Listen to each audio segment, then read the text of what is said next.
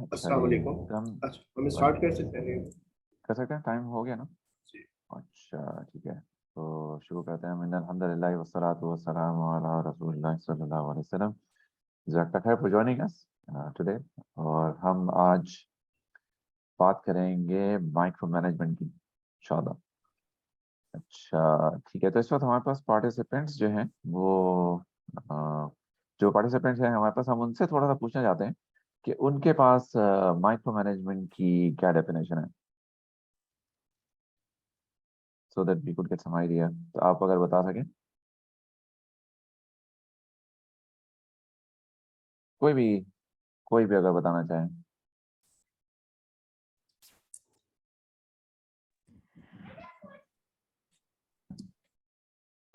What micro management means to you. मैं अपनी screen share करता हूँ, मैं साथ साथ टाइप करता जाता हूँ। अच्छा कुछ ओके न्यू, राइट, ठीक है, न्यू टर्म फॉर यू और दैट्स फाइन। ठीक है, वेरी डिटेल, ऑल राइट, ठीक है, तो वेरी डिटेल मैं यहाँ से करता हूँ कि इसको मैं यहाँ से अगर आप चाहें कॉपी तो कर माइक लेता हूँ। ओपन करके भी बात कर सकते हैं। ठीक है, very detail oriented, all right. ठीक है, यहाँ पे एक हमारे पास इनपुट आई, वो मैंने वैसे स्क्रीन शेयर कर लेता हूँ। Just give me a second. ठीक है, तो आपके ख्याल आपके सामने मेरी स्क्रीन नजर आ रही होगी। तो एक वेरी डिटेल ओरिएंटेड एक इनपुट आई है हमारे पास, और उसके अलावा अभी okay nitty gritty, okay alright, so let me write here nitty gritty, alright. और कोई input before we move on?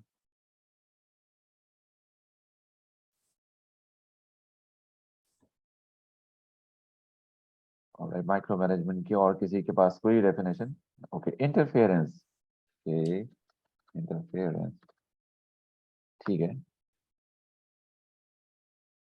अच्छा, managing in a way that subordinate feels strictness, अच्छा ठीक है, ये भी मैं लिख लेता हूँ यहाँ पे। ताहिर नईम साहब आपकी definition, let me just copy and paste over here. ठीक है, अच्छा, risk cautious, okay, Abdul Karim साहब रिस्क कॉशियस, ऑलराइट, हूवरिंग, ओके, हूवरिंग। काफी सारी डेफिनेशन है, बड़े डिफरेंट पर्सपेक्टिव यहाँ पे आ रहे हैं मुख्तलिफ लोगों के। अच्छा, हूवरिंग, हूवर एक एक वैक्यूम क्लीनर होता था जो कि हर चीज है वो तक करके डिटेल कैच कैच के निकालता था। अच्छा, पहले जिस तरह जीरोक्स फोटोकॉपी के लिए सिनोनिमसली इस्तेमाल होने लगा था, इस तरह से हूवरिंग जो है वो वैक्यूमिंग के लिए इस्तेमाल होने लगी थी, देयर वाज अ टाइम। ठीक है, हम यहाँ पे इसको इसको रोक लेते हैं। तो this is what your input से कि माइक्रो मैनेजमेंट ये होती है वेरी डिटेल, इंटीग्रिटी, इंटरफेरेंस वगैरह वगैरह। ठीक है, तो हम इसकी फिर और भी थोड़ी सी टेक्निकल डेफिनेशन भी देख लेते हैं, ऑथेंटिक डेफिनेशन भी देख लेते हैं। अच्छा, बिफोर दैट मेरी एक दरखास्त होगी आप लोगों से कि आप जो भी हो, आप जिस भी बैकग्राउंड से हो, भले आप कॉर्पोरेट बैकग्राउंड से हो या आप एक होम फैमिली बैकग्राउंड से हो, consider yourself as a caretaker of a team. तो अगर आप कॉर्पोरेट मैनेजर हैं तो आपकी एक टीम होगी, आपके कुछ सबऑर्डिनेट्स होंगे। अगर आप एक घर में पेरेंट हैं तो समझ लें कि ये आपका घर जो है ना वो एक कंपनी है, ये एक ऑर्गेनाइजेशन है, एक इंस्टीट्यूशन है, और आप इसके हेड हैं, केयर टेकर हैं, भले आप फादर हो या आप मदर हो। तो आप उस पर्सपेक्टिव से देखें। दिस इंशाल्लाह will bring most benefit out of this session इंशाल्लाह ताला। अच्छा जी, ठीक है, अब हम देख लेते हैं कि हम माइक्रो मैनेजमेंट की थोड़ी सी गार्टनर की डेफिनेशन भी देख लेते हैं। Gartner is one of the top most consulting companies जो कि नॉलेज मैनेजमेंट में है, रिसर्च करते हैं। और उनकी डेफिनेशन देखते हैं कि माइक्रो मैनेजमेंट की, आपको गार्टनर की स्क्रीन नजर आ रही होगी, तो देखते हैं कि गार्टनर क्या कहती है माइक्रो मैनेजमेंट के बारे में। तो कहते हैं ये पैटर्न होता है मैनेजर का, मैनेजर बिहेवियर का पैटर्न है। एक्सेसिव सुपरविजन होती है इसके अंदर। यानी आप जो है बकौल फैसल भाई के कि आप जो है ये नहीं बताते कि आपको चाहिए क्या, आप इसमें पड़ जाते हैं कि कैसा होना चाहिए ये, how it is going to be done, और how it is to be handled and so on so forth. और कंट्रोल होता है उसके अंदर बेतहाशा।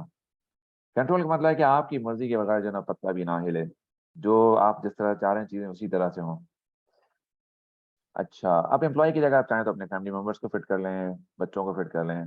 Work and processes as well as limited delegation of task. अच्छा, अब लिमिटेड डेलीगेशन ऑफ टास्क क्या चीज़ है? इसका मतलब है कि आप जो है जब डेलीगेट करें किसी को कोई चीज़ तफवीज़ कर रहे हैं, कुछ दे रहे हैं, तो आप अपनी तरफ से पूरी एक्सपेक्टेशन सेट नहीं करते हैं और बहुत कम चीजें आप दूसरों को करने देते हैं because because you don't feel like giving it to them, क्योंकि आपको उनका किया हुआ काम पसंद नहीं आता।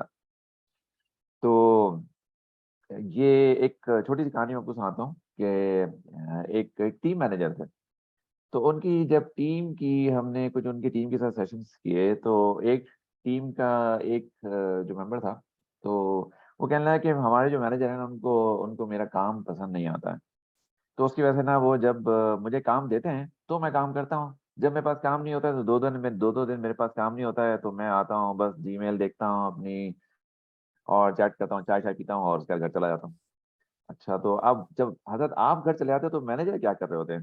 कहने वो काम कर रहे होते हैं। अच्छा जी, तो हमने फिर मैनेजर साहब से बात की तो पता चला कि मैनेजर जो थे वो सुबह तकरीबन 7 या 7:30 बजे आते थे, जबकि बाकी टीम जो है 9:30 बजे तक आती थी। And manager would stay up to sometimes up to 11 PM. He was burning his midnight oil just to get things done. अच्छा, मैनेजर से बात की कि भाई क्या हो रहा है, तो कहने लगे कि मेरे जो लोग हैं ना वो काम अच्छा नहीं करते हैं, तो मैं उनके ऊपर ट्रस्ट नहीं कर सकता। अब चूंकि मेरा काम ऐसा है, मैं इंफॉर्मेशन प्रोवाइड करता हूँ, स्टैटिस्टिक्स जनरेट करता हूँ, इंफॉर्मेटिक्स जनरेट करता हूँ, तो मेरे काम के ऊपर बहुत सारे दूसरे डिपार्टमेंट्स की का इन्हिसार होता है, डिपेंडेंस होती है, तो मेरी तरफ से इंफॉर्मेशन गलत नहीं जानी चाहिए। तो मैंने कहा फिर, तो कहने लगे कि इसलिए जब टीम अच्छा काम नहीं करती है तो मैं खुद कर लूँ ताकि कम से कम काम तो अच्छा हो जाए। मैंने कहा अच्छा, फिर उसके बाद क्या होता है? तो मैंने उनसे पूछा क्या how long can you send that, तो उनके पास कोई जवाब नहीं था। फिर उनको समझाया कि ये इस तरह से आप सस्टेन नहीं कर सकते हैं, ना सिर्फ आप, यू आर एक्चुअली अपनी हेल्थ भी उनकी अफेक्ट हो रही थी वगैरह वगैरह। उनको कोच किया है वो 2-3 महीने और टीम भी डिसएंगेज हो रही थी। खैर एनीवे, तो जब टीम का फीड, हमने टीम से पूरी कलेक्ट किया फीड फॉरवर्ड और इसकी पूरी एक्सरसाइज हुई, तो जब टीम में बहुत सारे लोगों ने एक फीड फॉरवर्ड दिया कि मैनेजर को डेलीगेट करना चाहिए टास्क को, तो फिर उन मैनेजर्स को समझ में आया कि अच्छा अच्छा मुझे ये करना चाहिए। Then he started delegating the thank you delegating the task. फिर टीम भी डेवलप होनी शुरू हुई, फिर मैनेजर का भी आहिस्ता सा करके ट्रस्ट डेवलप होना शुरू हुआ। अब थोड़ी देर के लिए ना आप इन इन मैनेजर की जगह आप अपने आप को रख के देख लें अपने होम एनवायरनमेंट में कि क्या ऐसा तो नहीं हो रहा है कि आप भी लोगों को डेलीगेट नहीं करते हैं टास्क को, या डेलीगेट करते हैं तो उनका काम आपको पसंद नहीं आता है, या वो आपकी मर्जी के मुताबिक नहीं होता है, क्या आप उनके पीछे तो नहीं लगे रहते हैं? तो मैं अपनी अपनी बात अपनी कहानी सुनाता, हमने भी तो बहुत छोटे कहा की सीखी है ना चीजें। तो जब शुरू शुरू में शादी हुई ना, तो जी अपनी अहलिया को बोला जब मैं नमाज पे जा रहा हूँ आप ये नमाज पढ़ लीजिएगा। अच्छा जी ठीक है। वापस आया, अच्छा आपने नमाज पढ़ ली? नहीं पढ़ी। अच्छा तो आप नमाज पढ़ लें। ठीक है, मैं पढ़ ली नमाज, मतलब चले गए हम अपने काम में मसरूफ हो गए। थोड़ी देर बाद आके दोबारा पूछा आपने नमाज पढ़ ली कि नहीं पढ़ ली? तो उन्होंने कहा हाँ मैंने पढ़ ली। अच्छा, अब दिस नॉट हैपेंड वंस और twice, it continue to happen for some time till the time I realize कि व्हाट एम आई डूइंग। ये होती है, एक होती है ना डेलीगेशन, ये माइक्रो मैनेजमेंट जो है ना रिवर्स डेलीगेशन आती है। इसमें क्या होता है कि you not only leave your things and you not only start doing the things of the other person, यानी उसका फॉलो अप करें ना उसके पीछे लगे हुए हैं। तो आप अपनी चीजें छोड़ के उसके पीछे लग जाते हैं जब आप माइक्रो मैनेज करने लगते हैं ना। तो ये टेंडेंसी जो है ना ये over the period of time जब वो किसी में भी डेवलप हो सकती है, इसी के बारे में ही बात करेंगे। तो देखिए इसमें क्या करें, एक्सेसिव सुपरविजन है आपका एंड कंट्रोल भी है। तो आप क्या करें कि उनके तरीके जिसके भी भले बच्चे हों, आपके एम्प्लॉयज हों या आपके पास पड़ोस के लोग हों, जो भी हों, तो आप उनको बहुत ही ज्यादा डिटेल में जा रहे हैं उनकी। अच्छा जी, तो अब हम जो है देखते हैं कि साइंस क्या होती है माइक्रो मैनेजर्स की, और जो लोग माइक्रो मैनेजर्स माइक्रो मैनेजमेंट करते हैं उनकी क्या, किस तरह से आप उसको आइडेंटिफाई कर सकते हैं। फिर हम ये सिम्टम्स भी क्या देखेंगे होते कि हैं? सिम्टम्स क्या हो सकते हैं, हाँ तो इस बीमारी के सिम्टम्स क्या है। ये भाई ये ट्रीटेबल है, क्यूरेबल बीमारी है, ये कोई ऐसी बड़ी बात नहीं है। अच्छा, और फिर देखते हैं हम उसके क्या उसके इफेक्ट्स क्या होते हैं, ये भी देखेंगे। अच्छा, उसके इफेक्ट्स दोनों तरफ देखेंगे, यानी माइक्रो मैनेजर पे भी और उसके इर्द गिर्द जो लोग होंगे उनके ऊपर भी, दोनों तरफ की चीजें हम देखेंगे इंशाल्लाह। और किसी का कोई सवाल हो तो प्लीज फील फ्री। अच्छा जी, ठीक है, तो हम चलते हैं आगे। तो अब देखते हैं कि साइंस क्या है जी माइक्रो मैनेजमेंट के, जहां से आपको पता चलेगा।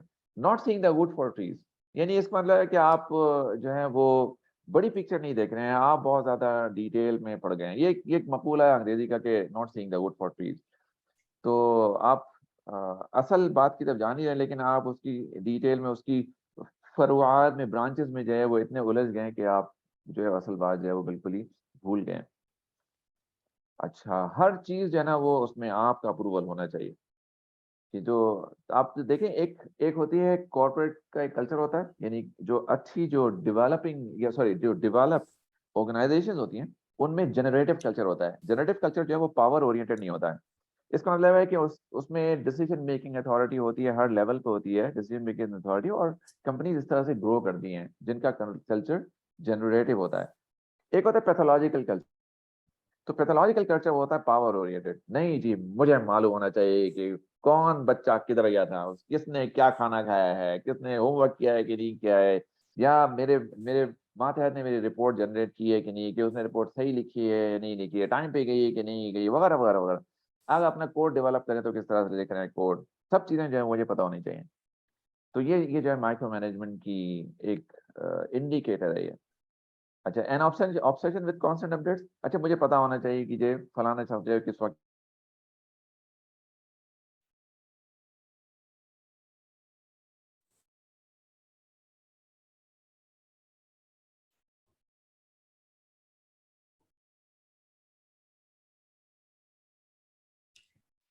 हमारे नियर बाई का शायद इंटरनेट अच्छा, कनेक्शन।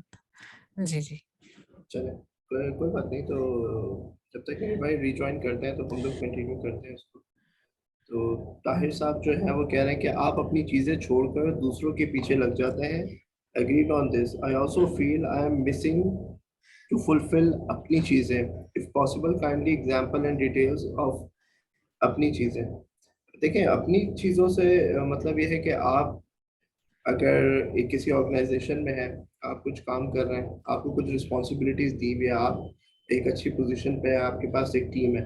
अगर आप अपनी टीम को माइक्रो मैनेज करने लग जाएंगे, अगर आप उनके काम में बहुत ज़्यादा इन्वॉल्व हो जाएंगे, तो आपको टीम इसलिए दी गई है ताकि आपकी प्रोडक्टिविटी जो है ना ओवरऑल वो बढ़ जाए।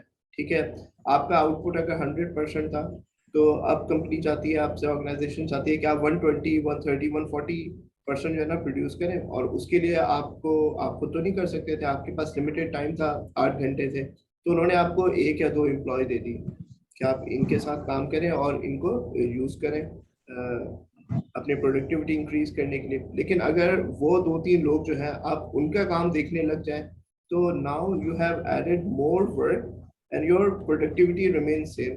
कि आपने उतना ही प्रोड्यूस किया जितना आप कर रहे थे, लेकिन जो 2 लोग आपके साथ हैं उनको मैनेज करने में आप इतने ज्यादा मसरूफ हो गए कि आप अपना कोई काम जो कि ग्रोथ ओरिएंटेड था, ऑर्गेनाइजेशन चाहती थी कि आप और ज्यादा कुछ बड़ा काम करें, एक की बजाय 2 प्रोजेक्ट मैनेज करें या 3 प्रोजेक्ट मैनेज करें, वो आप नहीं कर पा रहे। तो इसकी मैं आपको एक एग्जांपल देता हूँ कि हमारे एक साहब से जो है ना मेरी बात हुई, तो उन वो एक जमाने में काफी जो है ना उनका जो है ना उनकी कंप्लेन ये थी कि उनके पास काम बहुत ज्यादा है। ठीक है, काम बहुत ज्यादा है और काम हो नहीं सकता, तो मैं क्या करूं। तो काफी जो है ना वो परेशान रहते थे इस हवाले से। तो नहीं भाई, आगे मैं चलें इस पर। हाँ, मैं तो डिस्कनेक्ट हो गया था for some हाँ, reason। तो नहीं भाई, मैं एक माइक्रो मैनेजर की एग्जांपल दे रहा था। ताहिर साहब का सवाल था तो उसका, कि एक साहब थे, वो उनकी जो है ना ये कंप्लेन थी कि मेरे पास ना बहुत ज़्यादा काम है और मैं जो हूँ ना काम ही पूरा नहीं कर पाता, और ऑर्गेनाइजेशन जो है ना वो मुझे रिसोर्सेज नहीं प्रोवाइड कर रही है, मैं कैसे अपनी प्रोडक्टिविटी इंक्रीज करूँ। और वो चाहते हैं मैं मल्टीपल प्रोजेक्ट्स जो है ना वो हैंडल करूँ, लेकिन मैं तो मना कर देता हूँ। I have started saying no to them, क्योंकि मेरे पास कैपेसिटी नहीं है। तो उनको जब थोड़ा सा कोच किया तो उन्होंने अपने मैनेजर से बात की, उनको पूरा डिटेल में बना के दिया कि उनके पास क्या काम है, कितना टाइम, किस टाइम किस प्रोजेक्ट पे कितना टाइम लग रहा है। तो उनकी ऑर्गेनाइजे जो उनके मैनेजर थे उनको ये बात समझ में आई और उन्होंने उनको कुछ रिसोर्सेज असाइन कर दिए। ठीक है, अब वो रिसोर्सेज जब उन्हें असाइन हो गई ना, क्योंकि he was not a good manager by nature, तो जब रिसोर्सेज असाइन हुई, उनसे कुछ अरसे बाद फिर मुलाकात हुई, तो उन्होंने कहा यार, अब तो पहले जितना काम कर रहा था ना, या तो उतना ही काम हो रहा है या उससे भी कम हो रहा है। मैंने कहा भाई ऐसा क्यों हो रहा है। कह रहा है यार, वो जो मेरे पास मेरी टीम है, मुझे उनका काम भी देखना पड़ता है। अब मुझे डर होता है कि उनसे कोई गलती ना हो जाए, तो उनका जितना भी काम वो लोग करते हैं ना, वो सारा काम मैं रिव्यू करता हूँ। तो पहले तो ये होता था कि मैं 5-6 बजे घर चला जाता था, अब तो मैं घर पे भी बैठ के जो है ना काम कर रहा होता हूँ कि यार ऐसा ना हो कल सुबह कोई कंप्लेन कर रहा हो। तो वो जो मेरी ख्वाहिश थी कि मैं और आगे काम कर सकूँ, नई टेक्नोलॉजी पे काम करूँ, नए प्रोजेक्ट्स पे काम करूँ, वो तो रह गई। तो ये वो चीज़ें ताहिर भाई जिसके बारे में नैयर भाई जो है ना वो जिक्र कर रहे थे कि जब आप दूसरों की चीज़ों में बहुत ज़्यादा इन्वॉल्व हो जाते हैं ना, तो अब आपकी अपनी चीज़ें आ जाती हैं।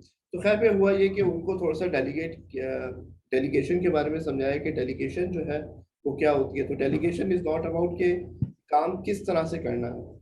डेलीगेशन ये होती है कि आप दूसरे से को बताते हैं कि आपने क्या काम करना है और क्या मिनिमम एक्सेप्टेबल क्राइटेरिया है उस काम का, और फिर आप उस आदमी को छोड़ देते हैं कि ठीक है अब आप काम करें और मेक श्योर करें कि जो मिनिमम एक्सेप्टेबल क्राइटेरिया आपको समझाया गया है उस तक आप पहुंचे। ठीक है। अब होता क्या है कि जो नई रिसोर्सेज होती हैं हो सकता है वो पहले इतनी स्किल्ड ना हो कि वो काम कर सके, लेकिन जब आप उनको डेलीगेट करना शुरू करते हैं ना, उनको रिस्पॉन्सिबल बनाना शुरू करते हैं, तो वो आहिस्ता आहिस्ता उन चीज़ों को सीखने लगते हैं। और ये फिर उनके लिए करते करते उनका एक लर्निंग कर्व होता है। जब वो क्रॉस कर जाते हैं उस लर्निंग कर्व को, तो फिर ये उनके लिए आसान हो जाता है। तो इस तरह से ये चीज़ थी जिसके बारे में हम बात कर रहे थे कि आप जब आप दूसरों की चीज़ों पे फोकस करते हैं तो आपकी अपनी चीज़ें जो है ना वो स्लिप होना शुरू हो जाती हैं। तो आई होप कि आपके सवाल का जवाब मिल गया होगा आपको। अच्छा, ताहिर साहब ने एक और भी बाद में भी कुछ लिखा है, पर्सनल एंड डेली लाइफ में अपनी चीजें क्या होती हैं और उनका ख्याल रखना क्यों जरूरी है।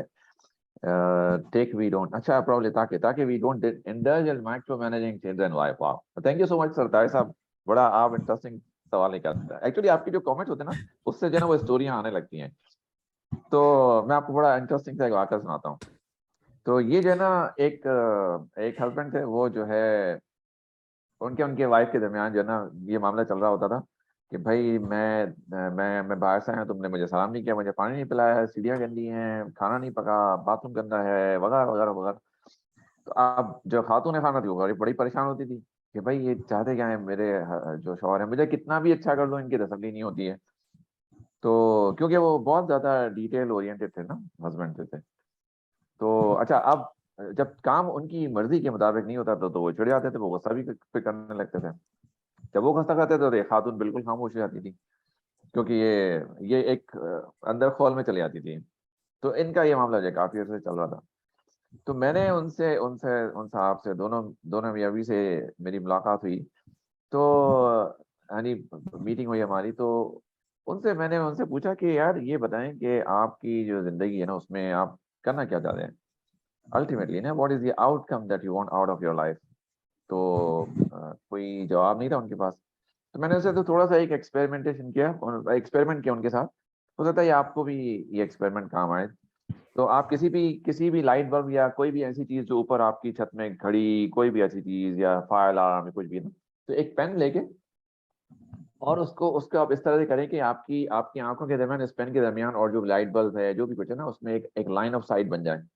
फिर आप अपने पेन की जो टिप है, इसको इसको नजर में रखें, तो देखेंगे कि जो पीछे की जो चीज है ना वो धुंधली हो जाती है, डबल हो जाएगी, दो दो हो जाएंगी, या धुंधली हो जाएगी। फिर आप उसको फोकस करेंगे तो आपके पेन जो है ना, आपकी नजर जो है वो पेन के पास से गुजर रही होगी, लेकिन पेन आपको नजर नहीं आएगा सही से। तो जिंदगी का भी मामला ऐसे ही होता है कि जब आप किसी बड़ी चीज के ऊपर फोकस करते हैं तो छोटी छोटी चीजें दे बिकम इनसिग्निफिकेंट।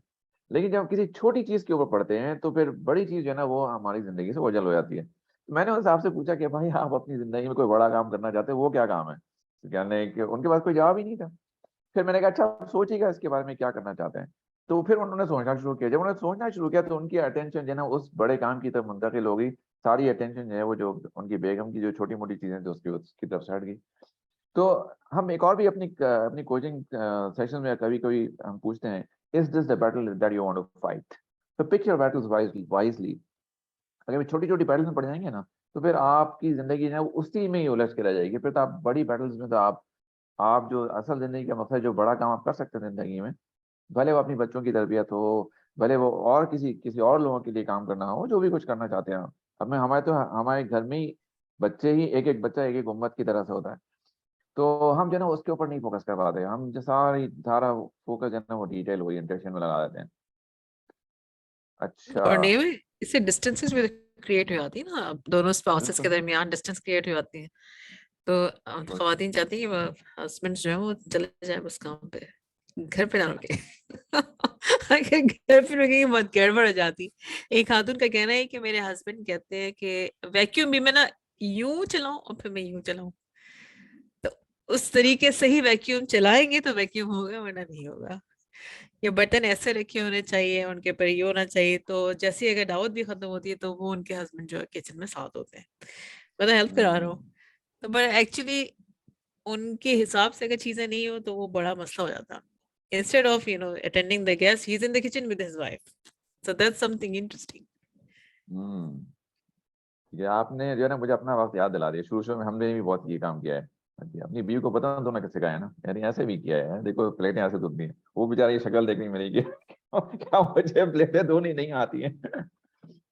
अच्छा, तो अच्छा कमिंग बैक टू पॉइंट हम अच्छा करते हैं, मैं दोबारा स्क्रीन शेयर करता हूँ आपसे और मैं चलता हूँ अपनी प्रेजेंटेशन की तरफ, कि बाकी चीज़ भी दिखा देता हूँ ना आपको। अच्छा ये देखें कि ये जो है माइक्रो मैनेजमेंट की ये वाली साइंस है ना, हमने कर ली थी, डिफिकल्टी डेलीगेटिंग, हम यहाँ पर आए थे ओवर कॉम्प्लिकेट्स इंस्ट्रक्शन, अब too many things to take care about और टेक केयर ऑफ। अच्छा, believe that no one else is capable. आपने आपने आपने सुना होगा कुछ मैनेजर्स को, कुछ अम्माओं को, कुछ वालिद वालिदों को, कि जी मैं नहीं करूंगा तो ये कैसे करेगा मेरा बच्चा, यानी अगर मैं काम ये नहीं करूंगा, सारा काम मैं करता हूँ बाहर का, या सारा काम मैं करती हूँ, घर का बर्तन में धोती हूँ, खाना में पकाती हूँ, वगैरह वगैरह वगैरह, मेरे बच्चे तो कुछ काम करते ही नहीं है। तो आप देखें खवातीन को ना, ये आम तौर पे खवातीन को ये बहुत कॉमन मसला होता है कि जी मेरे बच्चे रिस्पॉन्सिबल नहीं है। और अच्छा भाई रिस्पॉन्सिबिलिटी होती है क्या है, मेरे बच्चे जो है फलाना फलाना काम करना चाहिए। अच्छा, तो क्या आपने उनको काम करने के लिए दिया है? क्या आप उनके ऊपर ट्रस्ट करती है कि वो जिस तरह भी काम करें, टूटा फूटा गंदा संदा जैसा भी हो, क्या आप उनके ऊपर ट्रस्ट करती हैं कि वो आप काम जो है वो अपनी मर्जी से करके लाएं? तो आमतौर पर खवातीन को इस बात की तसल्ली नहीं होती। जो भी लोग, भले खवातीन हो, साहिबान हो, मैनेजर्स हो, तो उनको जब दूसरों के काम से तसल्ली नहीं होती है, तो इसका मतलब है कि they do not like other people to do that work. तो ये चीज है ना, किसको कहने की जरूरत नहीं होती है, ये चीज जो खुद ब खुद आप अगले शख्स को बगैर कहे भी कन्वे कर देते हैं। जब आपको अगले शख्स को बगैर कहे कन्वे कर देते हैं कि तुम्हारा काम तो मुझे पसंद नहीं आया, तुम तो, इसका मतलब है कि अगला शख्स वो कहेगा अच्छा तो मेरा काम को पसंद नहीं आया, तो अगली दफा तो आप फिर खुद ही काम करिएगा, और फिर वो यही होता है, बच्चे नहीं काम करते। और ये इंटरेस्टिंगली जो है ना, ये उसूल हर जगह काम करता है, यानी भले वो होम लाइफ हो, भले वो प्रोफेशनल लाइफ हो। आपके जैसे मैंने आपको शुरू में भी बताया, फिर टीम मेंबर्स काम नहीं करते क्योंकि मैनेजर काम कर रहे हैं, मैनेजर्स को उनका काम किया हुआ पसंद नहीं आता। अच्छा जी, believe that no one else is capable. अच्छा, take back delegated work before it's finish if they find a mistake in it. यानी आपने किसी को, मिसाल के तौर पे जो है ना, आप गाड़ी चलाना सिखा रहे हैं ना, अब गलती हो गई, नहीं नहीं जी तुम तो गाड़ी चला ही नहीं सकते, तुम गाड़ी चला नहीं सकती, नहीं नहीं हटो मैं चलाता हूँ। तो आपने जो उसको हटा दिया बच्चे को अपने स्टीयरिंग व्हील से, फिर तो चला ली बच्चे ने गाड़ी। या जो है ना, जो आपने बच्चे को जो है सफाई करना सिखाया या खाना पकाना सिखाया, कुछ भी फॉर दैट मैटर, और फिर आपको उसका काम पसंद नहीं है, आपने कहा भाई तुमको तो ये काम करना ही नहीं आता। तो इस तरह से क्या होता है कि लोग डिस्करेज हो जाते हैं, फिर डीमोटिवेटेड हो जाते हैं, और फिर लोग अपने तौर पे अपने जिसको लेकर डिस्करेजिंग, तो फिर वो अपने तौर पे काम नहीं कर पाते क्योंकि उनको पता है कि उनका काम किया हुआ पसंद नहीं आएगा किसी को भी। अच्छा, ये तो हमने साइंस ऑफ माइक्रो मैनेजमेंट देखी ना अब तक, अब हम थोड़ा चलते हैं कि इसके इफेक्ट्स क्या क्या होते हैं। लेट मी लुक लेर एट भाई माय यहाँ वॉच। पे ना थोड़ा सा मैं ऐड करूँ कि साइंस के साथ इसके कुछ रीजंस भी हैं, यानी ये मिक्स है कि जैसे ये जो आपका दूसरा पॉइंट है ना, the believe that no one is capable, capable enough. No one else is तो केपेबल। हाँ, तो ये एक बिलीफ भी है कि आप समझते हैं कि लोग जो है ना, उनकी कैपेबिलिटीज जो है ना उस लेवल की नहीं है कि उनको काम जो है ना डेलीकेट किया जाए। ये अक्सर तभी होता है जब आपके साथ, जैसे आप खाना पका रहे हैं, ठीक है, अब आपकी जो है वो बेटी बड़ी हो रही है और वो आप चाहते हैं कि उसको डेलीगेट करें ये खाना पकाना, लेकिन जब भी आप उसको देखेंगे खाना पकाते हुए, आपको लगेगा कि यार she is not capable enough, क्योंकि आप उसे कंपेयर कर रहे होंगे अपने आप से। आपके पास अगर 10-15 साल का एक्सपीरियंस है किचन में काम करने का, तो उसके पास तो नहीं है अभी, शी इज जस्ट स्टार्टिंग, ठीक है। तो इस तरह क्या होता है कि लोग शुरू में मिस्टेक्स करते हैं, उनकी कैपेबिलिटी कम होती है, उनकी लर्निंग कर्व वो एक होता है जो कि उन्होंने अभी क्रॉस करना होता है ताकि वो उस लेवल तक पहुंच सके जहाँ पे आपकी सेटिस्फेक्शन हो। लेकिन हमारे पास क्या है कि हमारे अंदर ये चीज होती है कि नहीं, जो भी काम हो वो उस कैलिबर का हो जिस कैलिबर का मैं करता हूँ, ठीक है, उससे बिल्कुल भी कम ना हो। तो वहां पे जो है ना माइक्रो मैनेजर की कोशिश ये होती है कि वो काम पे वापस ले ले, क्योंकि उसको नजर आता है कि यार ये काम तो उस तरह से हो ही नहीं रहा जिस तरह मैं चाहता था।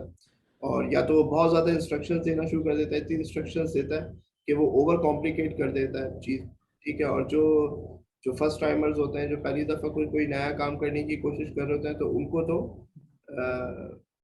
फिर जो है ना वो कंफ्यूज होना शुरू हो जाता है। और ओवरवेलमिंग हो जाता उनके है। लिए, हाँ, और ओवरबर्डन हो जाता है, फिर उनके लिए सीखना जो है ना वो बहुत ज्यादा मुश्किल हो जाता है। अच्छा, एक और भी चीज होती है कि लोग चाहते हैं कि चीजों का कंट्रोल जो है ना वो उनके हाथ में रहे, ठीक है। इनसिक्योरिटीज होती हैं लोगों की डीप डाउन, कि हम्म। यार किचन का जो कंट्रोल है किसी और के पास ना चला जाए, ठीक है। किसी की कोशिश ये होती है कि ड्राइविंग का कंट्रोल है, तो शौहर की कोशिश होती है कि ड्राइविंग का कंट्रोल जो है ना वो वाइफ के पास ना चला जाए, ठीक है। तो आप देखेंगे कि वाइफ की ड्राइविंग में जितने कीड़े निकाले जा सकते हैं ना दुनिया में, किसी और चीज में नहीं निकाले जा सकते। तो उसकी वजह क्या होती है कि डीप डाउन एक इनसिक्योरिटी होती है कि हाँ, मैं एक एक ऐसा स्किल था जिसकी वजह से मैं, जो डिफरेंशिएटिंग फैक्टर था, वो भी जो है ना अब दूसरे की तरफ जा रहा है। तो ये कुछ लोगों के अंदर इनसिक्योरिटीज होती है जिनकी वजह से वो काम नहीं कर पाते।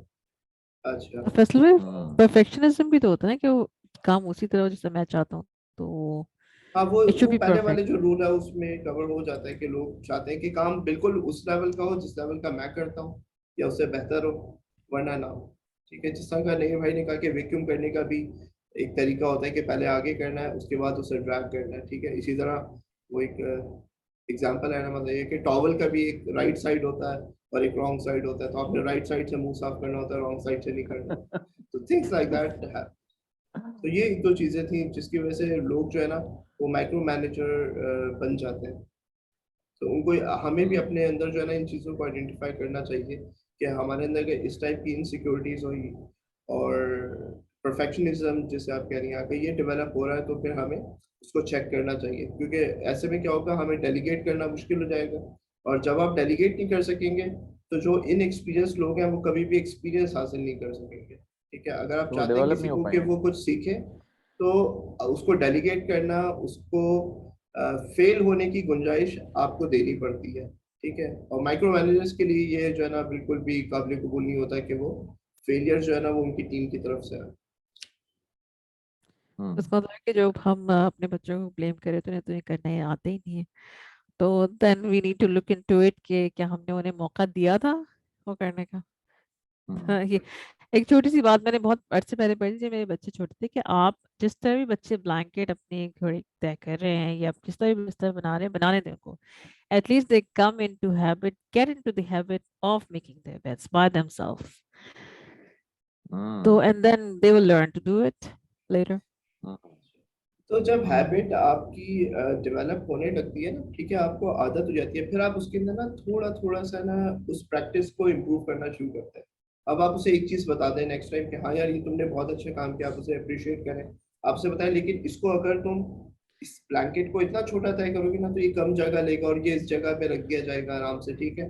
बस इतना सा बताएं और वहां से चले जाएं। आप कैसे होगा ये नहीं बताएं, तो वो बच्चा जो है ना वो खुद से ट्राई करेगा, कोशिश करेगा, एक नहीं दो दफा, वो इवेंचुअली ही विल लर्न, ठीक है। अगर वो नहीं सीख सकेगा ना, तो वो आपके पास खुद आएगा पूछने, ठीक है। और उसको आने दें, जब वो आपके पास पूछने आए कि मुझसे ये काम नहीं हो रहा और मुझे थोड़ी सी इसमें गाइडेंस चाहिए, तब आप उसको गाइड करें, and you only provide that much information जो उसके लिए जरूरी है, ना कि आप उसके हाथ पकड़ के करके दिखाएं।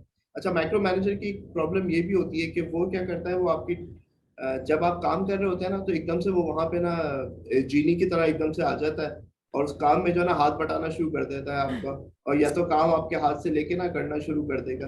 अच्छा लाओ दो, मैं करके देती हूँ तुम्हें, और इस तरह काम करने लगता है। तो उससे भी जो है ना आपकी जो लर्निंग है वो बिल्कुल रुक जाती है दूसरे शख्स की। तो आपको लग रहा होता आप है कि दूसरे वो इनकेपेबल है, तो वो इनकेपेबल ही रहेगा, इनएक्सपीरियंस ही रहेगा सारी जिंदगी, क्योंकि आप उसको चांस ही नहीं दे रहे। तो इसके हमारे अलावा पास आप कुछ दूसरों को कमेंट्स भी स्पेस हैं। जी जी बोले। स्पेस नहीं आप प्रोवाइड करें ना, दूसरों को स्पेस नहीं दे रहे कि वो कुछ लर्न कर सके। या किसी ने कमेंट किया कि आपको पेशेंस बहुत चाहिए होता है, तो पेशेंस भी चाहिए होता है और साथ साथ आपको ये भी चाहिए होता है कि आप दूसरों को स्पेस तो दें कि वो अपने तरीके से कर ले, नॉट नेसेसरी कि वो आपके तरीके से करे। अच्छा। एक और आयशा साहिबा का कमेंट है भाई, इन सब बातों के लिए बहुत बड़ा जिगर और सपोर्ट चाहिए, सपोर्ट तो चाहिए। किसने कहा कि बच्चे रेस करना आसान काम है?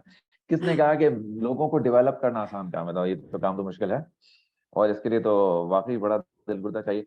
मैं आपको एक बड़ी इंटरेस्टिंग सी एक छोटी सी कहानी सुनाता हूँ। हुआ यूं कि मेरी अपनी कोच के साथ कॉल होती है एवरी सैटरडे नाइट। तो कुछ अर्से पहले की बात है कि मैंने अपने कोच के साथ एक फैमिली का केस, हम एनोनिमसली केस डिस्कस करते हैं क्योंकि we also as coaches we also need an outsider perspective. तो हम में से हर शख्स के साथ एक सपोर्टिंग कोच भी होता है। तो my coach is based in United states. अब मेरे कोच को इस बात से कोई दिलचस्पी नहीं है कि मैं किसके बारे में बात कर रहा हूँ, लेकिन मेरे कोच को इस बात से जरूर दिलचस्पी है कि मैं उनको कोच कितना इफेक्टिवली कर रहा हूँ। अच्छा जी। तो तो मैंने जो है वो किसी एक फैमिली का डिस्कस किया केस कि वो अपने उनके बच्चा जो है वो उसको डिसीजन मेकिंग नहीं करने दे रहे थे, फैमिली के पेरेंट्स का ना।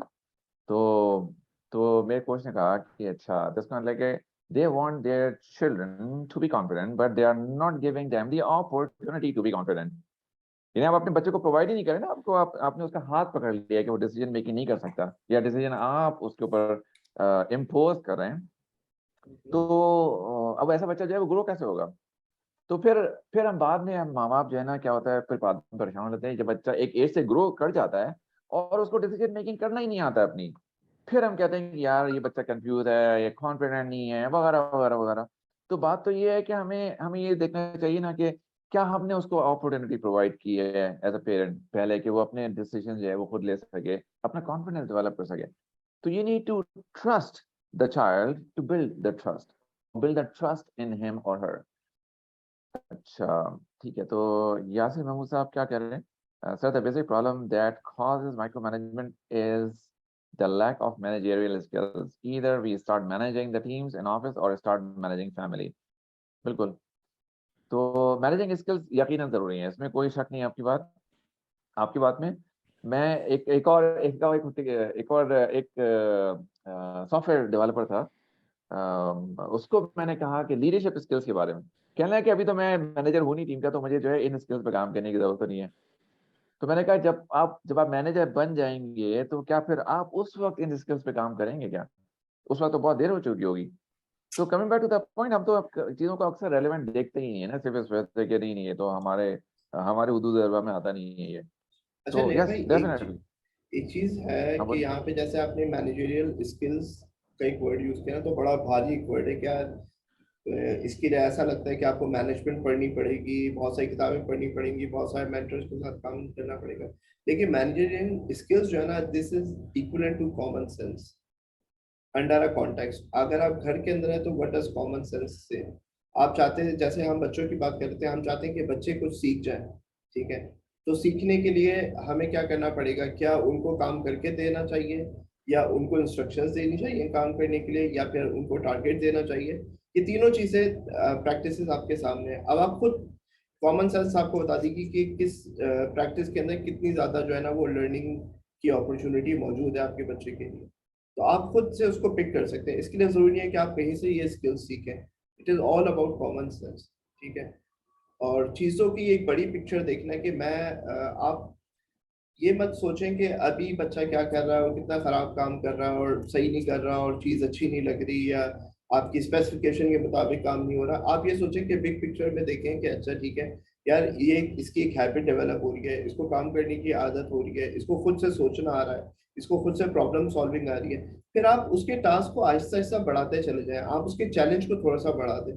क्योंकि अगर आप चैलेंज को सेम रखेंगे तो उससे जो है ना बोरियत होने लगती है, बच्चे जो है ना वो बोर होने लगते हैं। तो you always need to add some adventure to that. कि अच्छा ठीक है, अब तुमने ये तो कर लिया, अब आप जिस तरह की आपकी स्पेसिफिकेशन है ना, आप उसको एक गेम में कन्वर्ट कर दें कि अच्छा अब नेक्स्ट जो है ना तुम्हें ये चीज करके दिखानी है and you have this much time, मैं देखता हूँ तुम कैसे करते हो। तो you get involve with your kids. इससे क्या होता है कि बच्चे जो है ना वो एंजॉय भी करते हैं और वो सीखने भी लगते हैं। भाई, सर रिसेंटली वैसे मुझे किताब पढ़ने का इत्तेफाक हुआ। मैं आपको इस स्क्रीन शेयरिंग में दिखाता हूँ। इस किताब का नाम है स्पीड ऑफ ट्रस्ट। ये स्टीफन एम आर कवी यानी स्टीफन कवी के बेटे की लिखी हुई किताब है, हम्म, और one of the best books that I have ever read on developing trust. Specially ये हर कॉन्टेक्स्ट की बात करता है, ये अपनी फैमिली से भी एग्जांपल ला के देगा, ये कवि की जो ये वाली जो बुक है, और इसमें कॉर्पोरेट एग्जांपल्स भी हैं, लेकिन बहुत अच्छी तरह से इन्होंने इस बात को एक्सप्लेन किया है कि किस तरह आप डेलीगेट करते हैं, किस तरह आप ट्रस्ट बिल्ड करते हैं अपने बच्चों में, so that they also learn to take the responsibility over a period of time. तो ये स्पीड ऑफ ट्रस्ट जो है अच्छी किताब है, ये आपको हम रेकमेंड करते हैं कि आप ये किताब पढ़ें। इस किताब को आप ऑडिबल पे देख लें, किंडल पे देख लें, ये हर जगह मिल जाएगी आपको ये किताब, इतनी मारूफ किताब है ये। एक बड़ा अच्छा जी। इंटरेस्टिंग क्वेश्चन है नैयर भाई, वो है कि हाँ हाँ। when lots of family members living together, how can we just give space to each individual? ये कैसे होगा? अच्छा, देखिए ये बड़ा सवाल तो अच्छा है। देखिए बड़ी इसकी बड़ी एक छोटी सी बात है, छोटा सा इसका आसान सा आंसर है। आप हर शख्स को एक इंडिविजुअल समझना शुरू कर दें, बस आप हर शख्स को जब आप इंडिविजुअल समझना शुरू कर देंगे, आप उसकी राय को अहमियत देना शुरू कर देंगे, वहीं से जो है आपका सफर जो है ना वो शुरू हो जाएगा। बड़ी सिंपल सी बात है। हाँ, जब हर शख्स को आप अपने लेंस से देखना शुरू कर देंगे, नहीं नहीं इसको वैसे ही करना चाहिए जैसे मैं चाहता हूँ, तो फिर हर एक की इंफरादियत जो है वो खत्म हो जाएगी, फिर वो ग्रोथ वहीं पे रुक जाती है।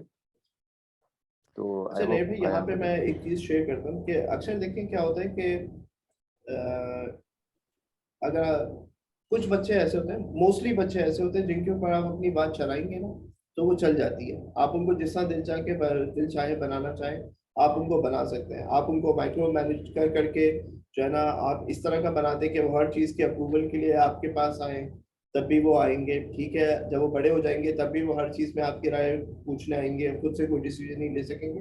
ये सब काम आप कर सकते हैं।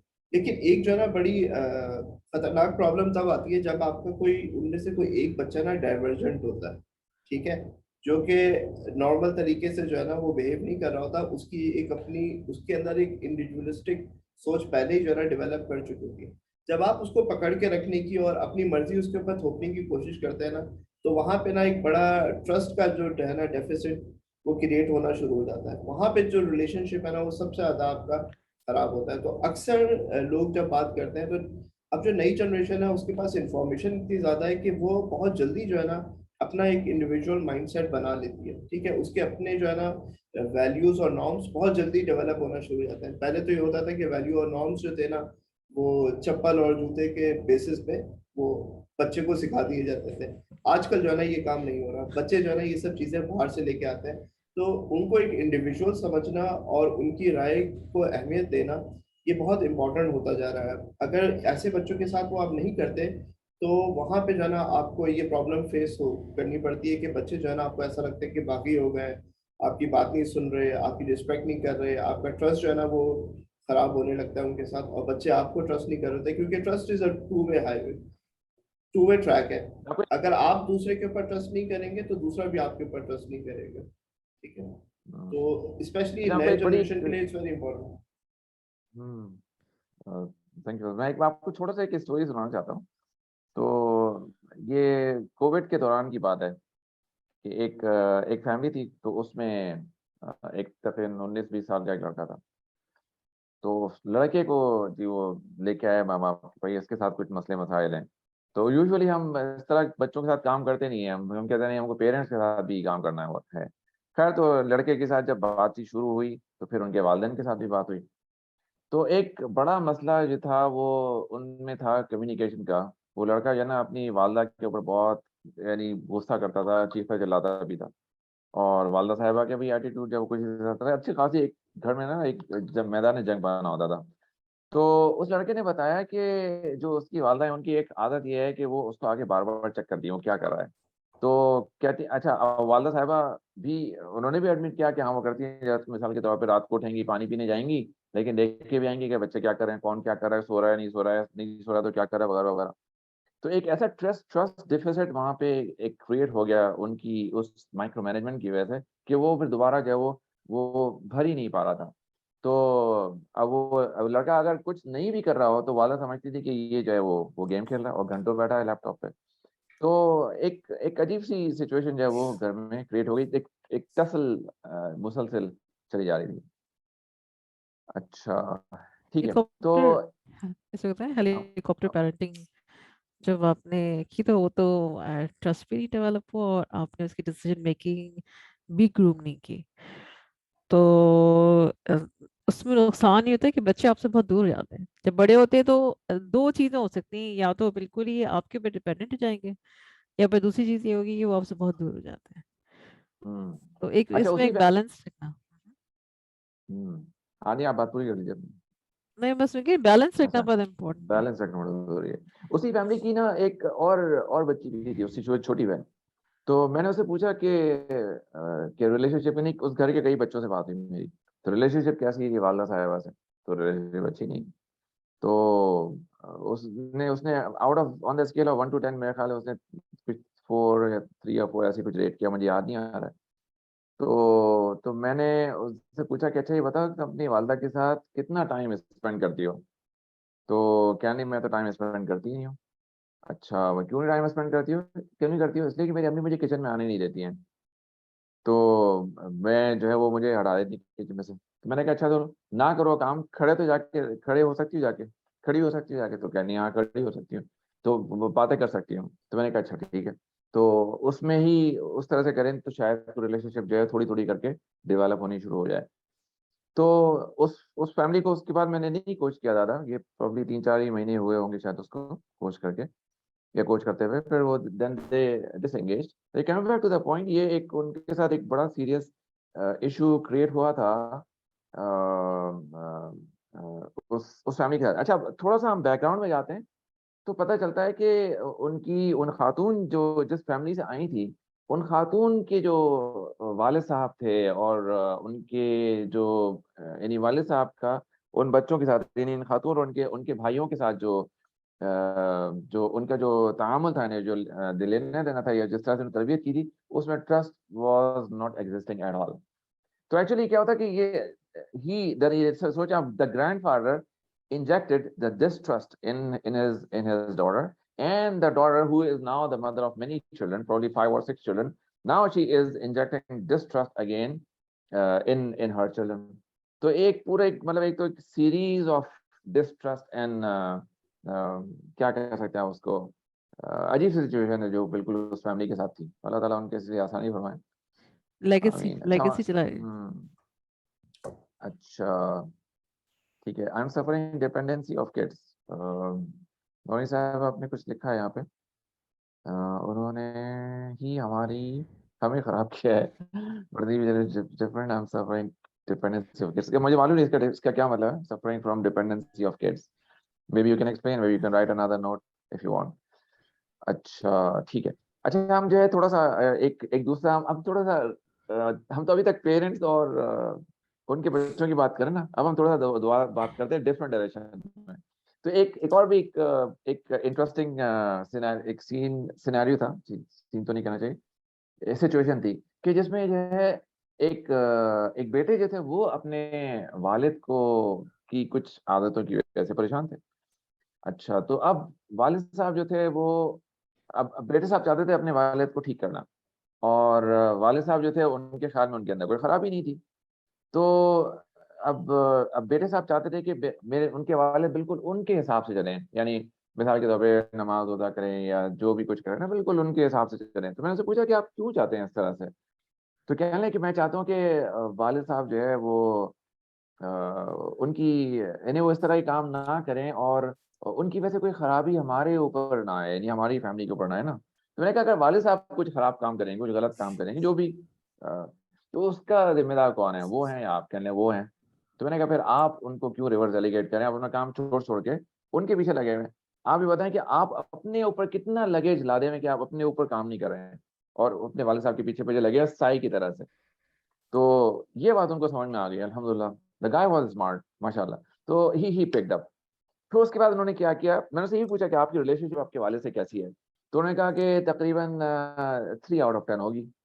तो मैंने कहा अच्छा इस रिलेशनशिप में, फिर उन्होंने कहा कि मेरे वालिद ऐसे मतलब उनकी आदतों की वजह से वगैरह वगैरह वगैरह। मैंने कहा ऐसा करें, आप अपने वालिद को तो आप साइड में हटाएं ना, मतलब उनको थोड़ी देर के लिए उनकी बात नहीं करते हम ये बताएं रिलेशनशिप में तो 2 एलिमेंट होते हैं, एक वो है एक आप हैं। तो आप उनकी बात ना करें, आप अपनी बात करें कि आपका इस रिलेशनशिप में आपका कितना परसेंटेज होगा। 5% होगा, 1% होगा, 10% होगा, कुछ ना कुछ तो आपका भी स्टेक होगा ना। तो उनको ये बात समझ में आ गई। तो अल्हम्दुलिल्लाह he started working on a relationship. उन्होंने अपने वालिद के साथ टाइम स्पेंड करना शुरू कर दिया, उनको उनके साथ सुबह कभी चाय पीने निकल गए, कभी वॉक करने निकल गए, एंड देन ही स्टार्टेड अपने वालिद साहब के साथ मसरूफियत डेवलप करनी शुरू कर दी. Then the relationship started getting better. तो फिर सिचुएशन भी थोड़ी सी बेहतर हो गई. तो coming back to the point, कभी कभी तो हम डेलीगेट यानी बच्चों के केस में तो कभी कभी ऊपर रिवर्स भी चली जाती है हमारी जो गाड़ी होती है ना, तो डेलीगेशन की सॉरी उसकी माइक्रो मैनेजमेंट की और कंट्रोलिंग की जो टेंडेंसी है. अच्छा नहीं भाई, एक अच्छा. क्वेश्चन ये है कि मसला ये है कि अब इन लोगों को समझाया कैसे जाए जबकि वो अपनी नजर में बिल्कुल सही कर रहे होते हैं. ठीक है, तो मेरे ख्याल से थोड़ा हम ये तो है. हाँ कि हम कंक्लूड कर लेते हैं इसको ना. तो इसमें दो सिचुएशंस है. एक तो ये है कि आप सबसे पहले तो खुद ये देखें कि आप कितना माइक्रो मैनेज कर रहे हैं चीज़ों को और कितनी चीज़ों को डेलीगेट कर रहे हैं. ठीक है, तो हमने कुछ सिम्टम्स और साइंस तो बता दिए हैं. अब आप उसके ऊपर अपने आप को परख सकते हैं कि हाँ मैं तो माइक्रो मैनेजर नहीं बन रहा, अगर मैं बन रहा हूँ तो फिर मैं उसको कैसे अवॉइड कर सकता हूँ.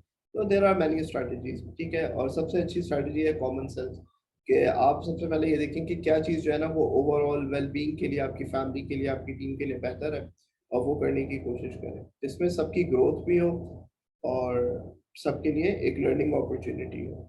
अच्छा, दूसरा ये है कि दूसरे अगर माइक्रो मैनेज करते हैं तो उनके साथ कैसे डील किया जाए. ये एक मेरे ख्याल से ये जो सवाल है ये इस हवाले से है.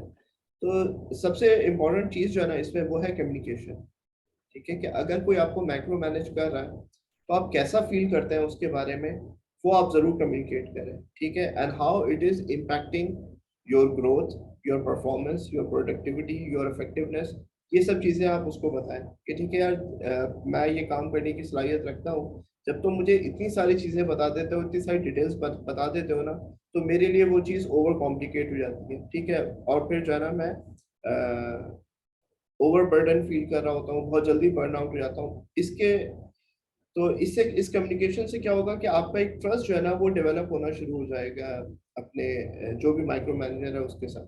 उसको ये बात समझ में आने लगी कि हाँ यार, ये शख्स जो है ना ये इस बात को समझ रहा है कि मैं इससे क्या चाहता हूँ. ठीक है, और इसमें एक कोशिश ये भी करें कि जो मैनेजर का पर्सपेक्टिव है ना, जिस वजह से वो माइक्रो मैनेज कर रहा है, उसको ढूंढने की कोशिश करें. ठीक है, मैनेजर्स नॉर्मली ऐसा क्यों कर रहे होते हैं, क्योंकि उनके ऊपर जिम्मेदारी होती है, उनके ऊपर डेडलाइन है, कोई उनको किसी को जवाब देना है. तो अगर आप उनको ये श्योरिटी देंगे ना कि हाँ यार, आपकी जो डेडलाइन है, जैसे आपने 14 अगस्त तक ये काम करना था, तो इंशाल्लाह मैं 13 अगस्त को मिड डे तक आपको ये काम पूरा करके दे दूंगा इंशाल्लाह, और मेरे पास कैपेबिलिटीज है करने की, तो आप मुझे करने दें. तो आप यकीन करें वो जो माइक्रो मैनेजर है ना, he will give you the authority to do that. उसको एक दफ़ा ये श्योरिटी मिल जाए ना कि जो मेरा पर्सपेक्टिव है दैट इज बीइंग एड्रेस्ड, तो ये प्रॉब्लम जो है ना वो नहीं आती. तो ये एक चीज़ है. फिर भाई आपके जहन में कोई और बात है तो आप भी बताइए. तो फैसल मेरे भाई पास ये भी दो तो स्लाइड्स हैं. नहीं, एक हाँ जी, एक बोले थोड़ी आप सी ऐड बोले. करूँ. फैसल भाई जो कह रहे हैं कि आप वो अगर आपका लीडर आपसे कह रहा है कि इस डेडलाइन तक आप काम कर लें, तो ये भी तो होता है ना कि कभी कभी वो शख्स जो काम नहीं कर रहा होता, तभी मैनेजर पीछे लगा होता, उसको पता होता है कि हम ये शख्स नहीं करने वाला, तो फिर जो है वो पीछे लगे होते हैं. तो then that person has to look into himself as well कि अच्छा मैं माइक्रो मैनेजर की गलती तो तलाश कर रहा हूँ, why is micro managing me, but am I doing the right thing और नॉट, और is he only micro managing me. Thank you very much. ये यही डेफिनेटली एक पर्सपेक्टिव जो है ना वो मैनेजर का ये भी हो सकता है कि उसको आपकी कैपेबिलिटीज पे ट्रस्ट नहीं है. ठीक है, तो आपको अब ये उसको यकीन दिलाना है कि आपके पास वो कैपेबिलिटीज हैं काम करने की जो आप उसे करने के लिए दे रहे हैं, या फिर आपके पास लर्निंग की वो कैपेबिलिटीज है जिसके थ्रू आप उस काम को करने का तरीका सीख सकते हैं. ठीक है, आप उसे ये भी बता सकते हैं कि यार मैं पहली दफा ये काम करने जा रहा हूँ, मुझे इसमें जो तुम्हारी एस्टिमेशन है उसके मुताबिक डबल टाइम लग सकता है, but next time I will be doing this thing, I will be doing in much lesser time. ठीक है, तो ये जो है ना ये मेरी एक लर्निंग कॉस्ट है. इफ अगर तुम इसको बेयर करते हो तो तुम्हें आगे चल के कभी भी जो है ना ये बेयर नहीं करनी पड़ेगी. ठीक है, वरना हर दफा जो है ना तुम अपना टाइम और मेरा टाइम दोनों का टाइम जो है ना वो इसमें इन्वेस्ट कर रहे होगे. ये चीज अगर कोई शख्स समझ लेगा ना तो उसको फिर आपके फेलियर्स से परेशानी नहीं होगी. ठीक है, क्योंकि उसको पता चल जाएगा कि यार आप जो है जो भी कुछ कर रहे हैं, you are learning something new and you are improving yourself. और कोई शख्स है जो कि बार बार करने के बावजूद भी फेल हो रहा है और वो इस लेवल तक नहीं पहुंच पा रहा, तो वो बहुत एक स्पेशल केस है कि वो क्यों नहीं सीख पा रहा, और उसकी मुख्तलिफ वजह हो सकती है, तो हम उसको यहाँ पे डिस्कस नहीं करते। तो हम ये बात कर रहे हैं कि माइक्रो मैनेजर को कैसे हैंडल किया जाए, जबकि मेरे पास सारी कैपेबिलिटीज हैं और मैं वो सारे काम कर सकता हूँ, मेरे पास सारी स्किल्स हैं, फिर मुझे क्यों माइक्रो मैनेज करके जाना, वो मेरी जिंदगी जाना, वो क्या कहते हैं, वो हराम की हुई है इस शख्स से। अच्छा, क्विकली मेरे पास कुछ 2 स्लाइड्स हैं मेरे पास, तो अगर आप इजाज़त दें तो मैं आपको दिखाना चाहता हूँ। तो गिव मी अ सेकंड। ये जो है इफेक्ट्स हैं, इफेक्ट्स माइक्रो मैनेजर के ऊपर और द स्टेक होल्डर, यानी जो दूसरी पार्टी है। तो माइक्रो मैनेजर जो साहब है, खातून है, जो भी ना, तो दे गेट स्ट्रेस्ड आउट। ये एक इफेक्ट है उसका, क्या too many, you are getting into too many things, so ends up doing the work of others because he or he does not delegate, does not find time to grow himself or herself because of getting too tired.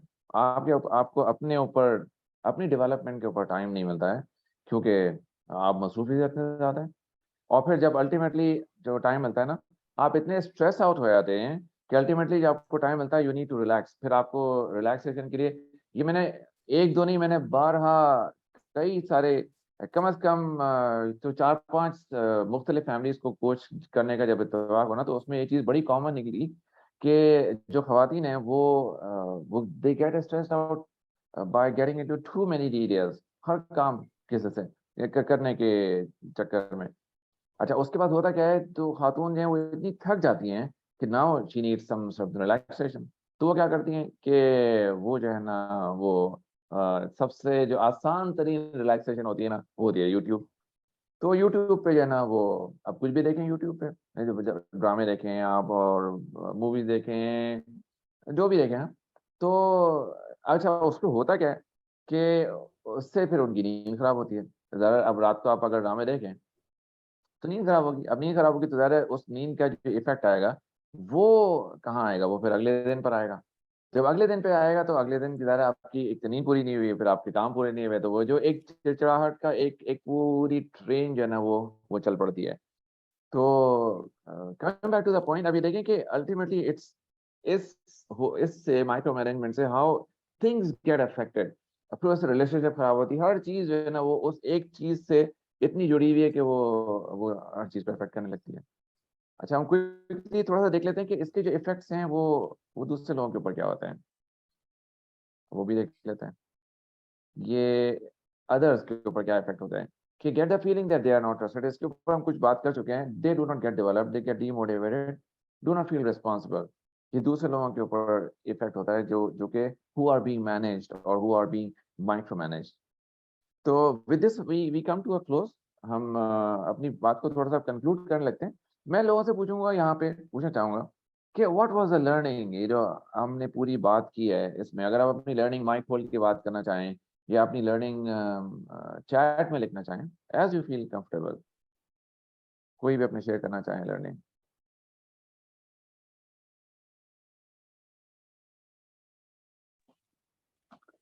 अस्सलाम वालेकुम रहमतुल्लाह। वालेकुम अस्सलाम। जी, मैं share करना चाहती हूँ कि आई थिंक कि फिर मैं सबसे बड़ी माइक्रो मैनेजर रही through out my life. I never knew what am I doing. आज मुझे समझ में आया कि कभी ऐसे होता है कि starting from the home to the institutes, मैंने इतने इंस्टीट्यूट क्रिएट किए, but because they were micro managed तो वो चले ही नहीं मेरे बाद। अगर मैं यूके शिफ्ट हो गई तो वो पाकिस्तान में बंद हो गए, बिकॉज आई न्यू कि I could do the best and nobody could carry on with that.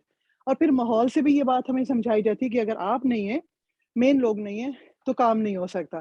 तो फिर ये चीज़ें जस्ट मेरे लिए तो बहुत बड़ा एक इंसाइटफुल सेशन है ये, कि हाउ वी मैंने, मेरे बच्चे जो बड़ी है जो 29 की है, तो मैंने उसको माइक्रो मैनेज किया थ्रू आउट।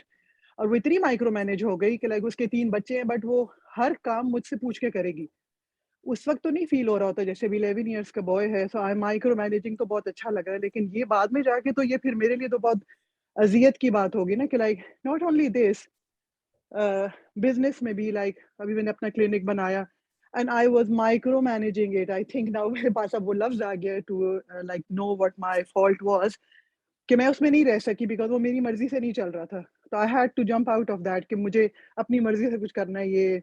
तो मैंने डेलीगेट नहीं किया किसी को भी उसका रोल, तो उसको मैंने सफ़र किया। So like for the next time, I think that's a very big like help के I need to trust people, और हम like दूसरों को जो डेलीगेट करें तो उनको काम बता दें और रिजल्ट बता दें कि हमें ये चाहिए, हमें ये आउटपुट चाहिए। We don't have to teach them the way कि वो किस तरह करें। ऐसे ही कुछ मुझे समझ में आया। आई थिंक यही कुछ बताया जा रहा है यहाँ पर कि अगर मैं, मेरे 7 बच्चे हैं तो मुझे तो हमेशा ये फील होता था टाइम कम है, काम ज़्यादा है, तो छोड़ो तुम हटो, मैं कर देती हूँ। Even though in the institutes में भी यही था कि तुम्हें पढ़ाना नहीं आ रहा, तुम तो साइड पे हो ना, ज़रा पास से होके बैठो, मैं जैसे पढ़ा रही हूँ देखो फिर ऐसे पढ़ा देना। तो अरबी भी मैं पढ़ा रही हूँ, तो कुरान भी मैं याद करा रही हूँ, तो इंग्लिश भी मैं पढ़ा रही हूँ, तो इस्लामाइज़ कर रही हूँ, सिलेबस तो को मैं ही कर रही हूँ, like everything I am doing. तो that is a flop at the age of 50 plus, that's a flop now. Like अब फीलिंग होती है कि उस वक़्त ठीक लगता है, बट लेटर ऑन रिजल्ट्स इस माइक्रो मैनेजमेंट के बहुत ही खराब है। Like they give you nothing. उस पे तो बाहर निकलने का भी यही रास्ता है कि लाइक कि कोचिंग लेना शुरू करें। वी डोंट नो, अभी भी आगे ब्लाइंड है सब कुछ, ब्लाइंड अभी आगे। आई डोंट नो कि मुझे करना क्या है। फिर अभी मैं दोबारा फिर से मैं पाकिस्तान जा रही हूँ। I want to create a school, I want to do something, and if I am going to, मेरी तो हैबिट बन गई माइक्रो मैनेजमेंट की, तो मैं तो वही करूँगी। लाइक उसके लिए तो फिर वी नीड बेबी स्टेप्स के क्या होने चाहिए और कैसे ये हमसे just take it off from us, और हमें बताया जाए कि हाँ I know I am very skilful, I know that, but वो स्किल सारा मेरे ही जिम्मे ही है ना। लाइक वो दूसरों पे तो नहीं जा रहा बिकॉज मैं दे ही नहीं रही, या मैं ट्रस्ट नहीं कर रही उनको। ऐसा ही कुछ है, बट इट्स सबसे वेरी पहले आई ओपनिंग।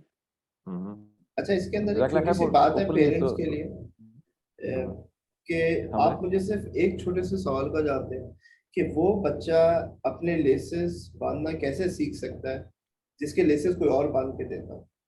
तो टाइम नहीं है ना, स्कूल को देर हो रही है, पहले ही गाड़ी में सवाल का बिठाना जवाब है, ये कि वो वो कभी सीख सकता है पेनल्टी या नहीं, वो सीख सकता है या पेनल्टी नहीं। लग जाएगी। तो वो तो फिर सुबह उठे 6 बजे तो जूते बांधे अपने, पहले जूते ही वो नहीं हम लेके देते कि वो लेसेस बांधने के। हम like we are getting towards easy approaches कि टाइम नहीं है ना। लाइक आप 9:01 पे पहुंचेंगे, वो आधा घंटा बाहर खड़ा रहेगा, तो लाइक लेसेस को क्या करना है अभी। तो वो हरी जो उस टाइम की थी वो अब हम सफर कर रहे हैं उसको। आप ठीक कह रहे हैं बिल्कुल कि लाइक हमें उसी टाइम पर पेशेंस के साथ, it would have just taken me 10 minutes हर चीज में, या 5 मिनट्स उसको दे के, तो आज वो चीज मेरे लिए सफरिंग बन रही है वो।